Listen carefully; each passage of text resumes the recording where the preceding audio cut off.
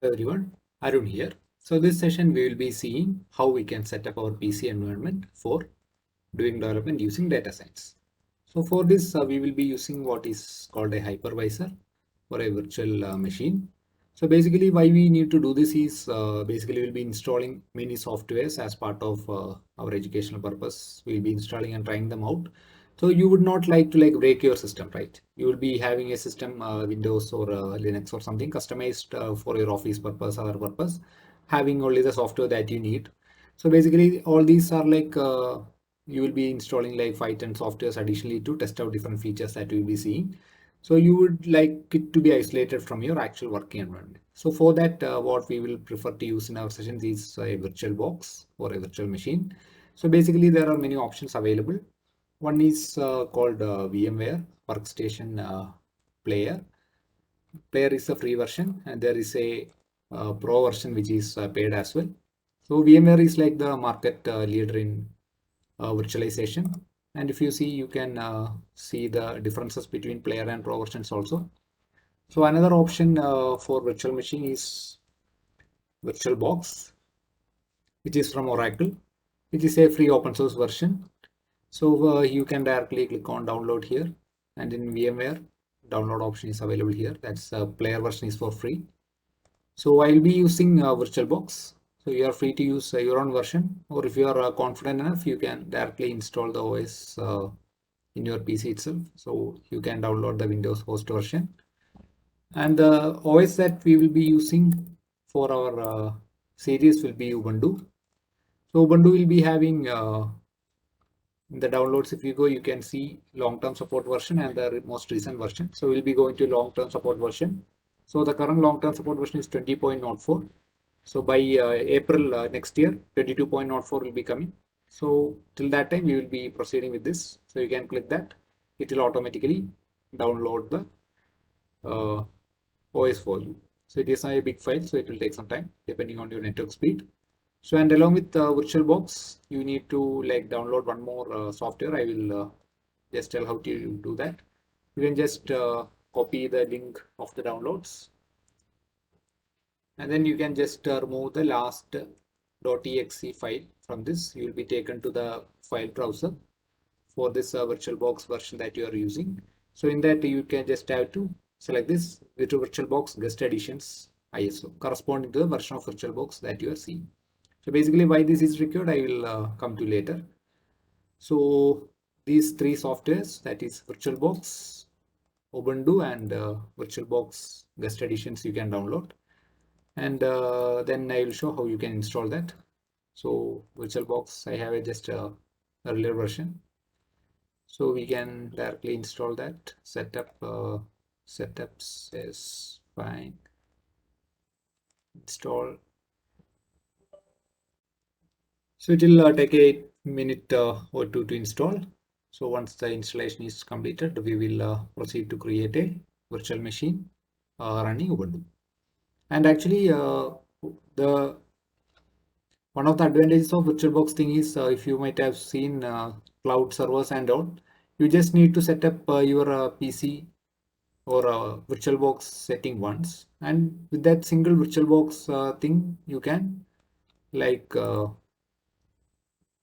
bring up many systems within a minimum amount of time. So actually, I am actually having one VirtualBox Ubuntu, so I will not be using that. So just to show you how to do that, I will create a new one. So you just can name it. I am naming it as Ubuntu Simply Data Science Series. You have to select a location where you want it to be virtual machine to be there. Select the type, Linux, version Ubuntu 64-bit. Next. Then how much RAM out of your total? I am having 8 GB RAM. Out of that, how much RAM you are allocating to the virtual machine? Then here hard disk option, you can create a new virtual hard disk. And the type of hard disk file, you can select virtual disk image. And size, you can choose dynamically allocated. Okay, how much size do you want? So you can select anything maybe around 20-30 GB if you can spare. That will be a good size. Okay, so let's go with around 30 GB. So once that is created, I will have to load the ISO file, right, for installing Ubuntu. So what I can do is I can go to uh, storage. So here I can add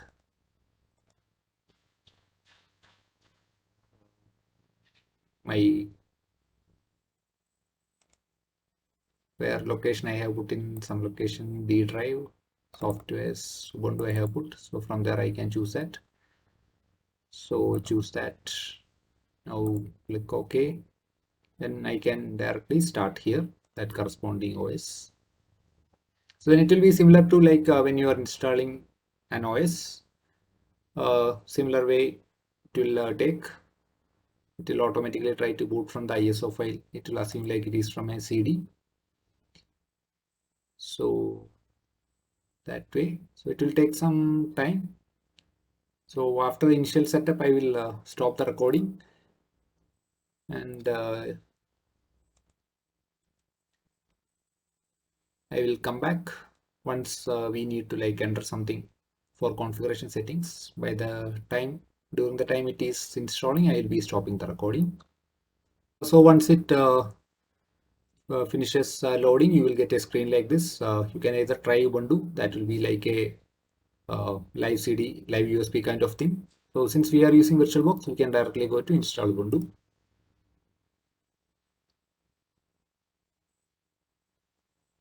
Okay, default settings.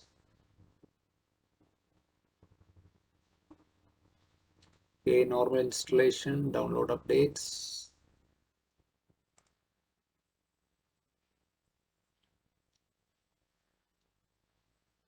Continue.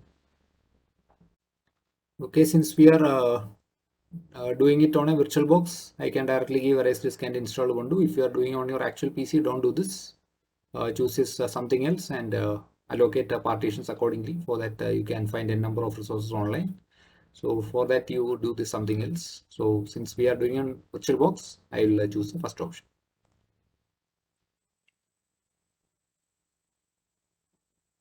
Okay, continue.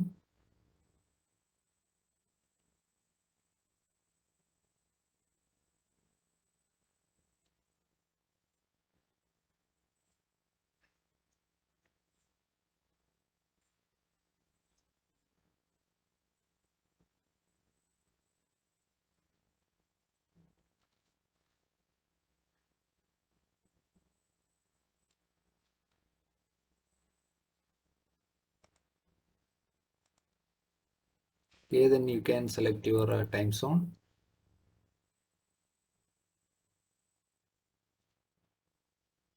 Name will give us simply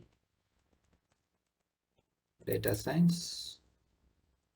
Password for this, let it be data science. Data science, and I will select login automatically. Okay, you can select whichever option that suits you.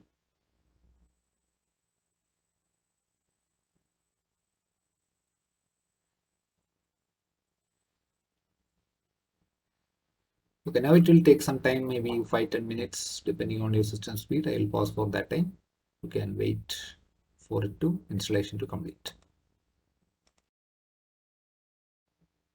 Okay, so once installation is complete, you will get a prompt to restart.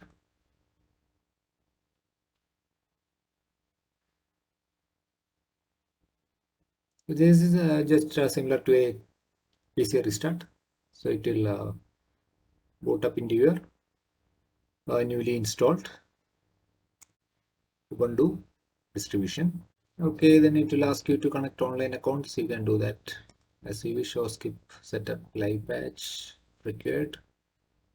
Next. Next. Done. Okay, we will just check whether we are able to browse the net from our distribution.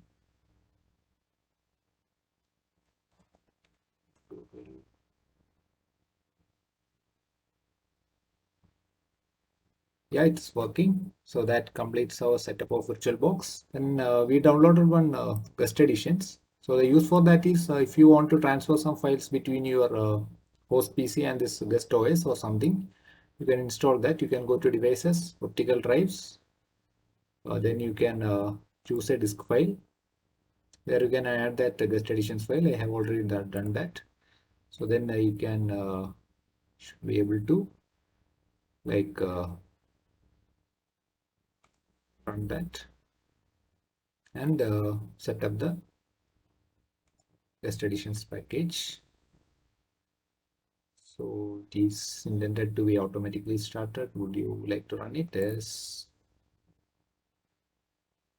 password data science? So it will automatically install the modules, guest editions. So that way, once that is there, you can actually set up here devices, shared folders, shared folder settings.